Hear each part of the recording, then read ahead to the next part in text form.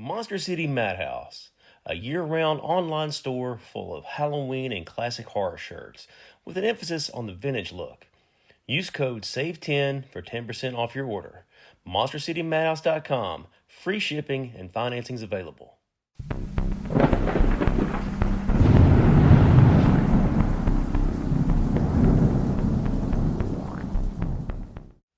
Welcome back to Southern Ghost Stories. I'm the American historian, Alan Sircy. And this is going to be a new episode, something new, something different. And I've been kicking this around for a little while. And we're going to do a new show on Tuesdays devoted to nothing but just Tennessee, weird Tennessee stories.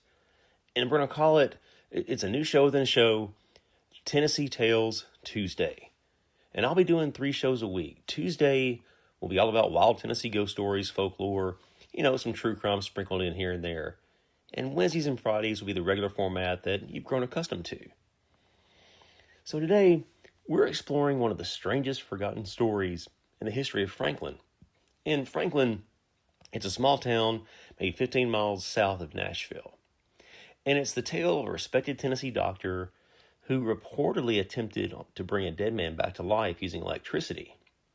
And if you've listened to the show, you know that I love Frankenstein stories. I even have a book called The Resurrection of Knox Martin about a man who may or may not have been brought back to life with electricity in Nashville in the 1890s. So let's go back to 1818. Mary Shelley published Frankenstein. It's a novel that forever changed horror and science fiction. It was actually the first science fiction novel. It's a story of Victor Frankenstein creating life from a dead body, parts that horrified readers across Europe and America. But Shelley's inspiration didn't come entirely from her imagination. Much of the science behind the novel was rooted in real experiments taking place in the 1800s.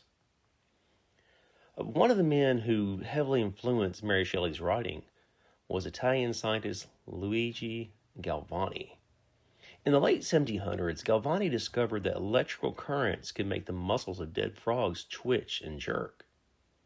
He believed electricity was tied to a hidden force within all living creatures, and he called this animal electricity. To the people of the era, the experiments appeared almost supernatural. Dead tissue moved, lifeless limbs reacted. For the first time, some scientists genuinely wondered if electricity might hold the secret to life itself.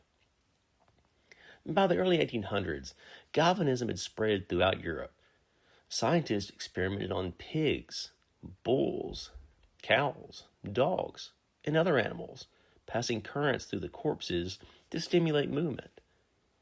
Public demonstrations became wildly popular, with crowds gathering to watch dead creatures suddenly convulse on tables.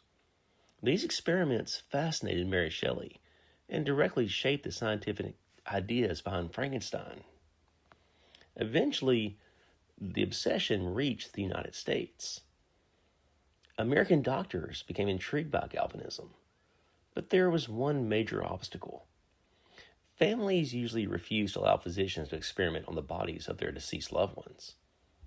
However, some doctors found another source for cadavers: executed criminals. In many cases, if a condemned man agreed before his death, his body could be turned over to a physician immediately after an execution.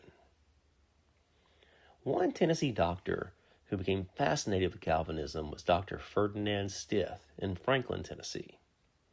Stith graduated from the University of Pennsylvania in 1816 before settling into Williamson County, where he established a medical practice on the Franklin Square.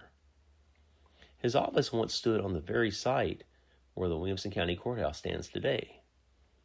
The original structure was eventually torn down during the 1850s as Franklin continued to expand around the square.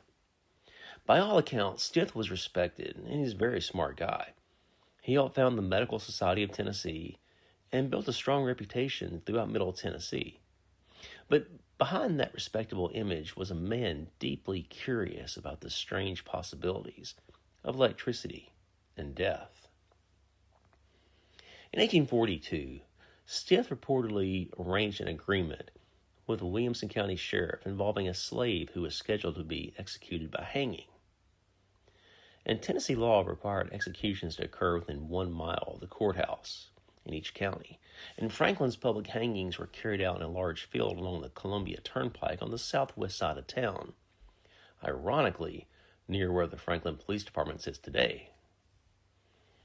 After the execution, Stith immediately took possession of the body, and he took it back to his office on the square. There, he began conducting galvanic experiments, attempting to stimulate the dead man's muscles with electric currents.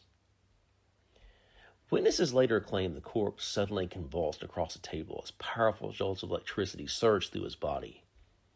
The dead man's arms jerked upwards. His legs kicked violently against the wooden frame beneath him. Muscles tightened and twisted as the corpse suddenly just appeared to struggle against death itself.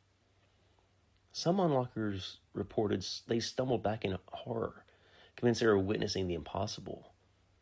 For one brief, horrifying moment, many believed Dr. Stith had succeeded in pulling a dead man back from the grave. But no resurrection came. The battery died, and the man's body became limp once more.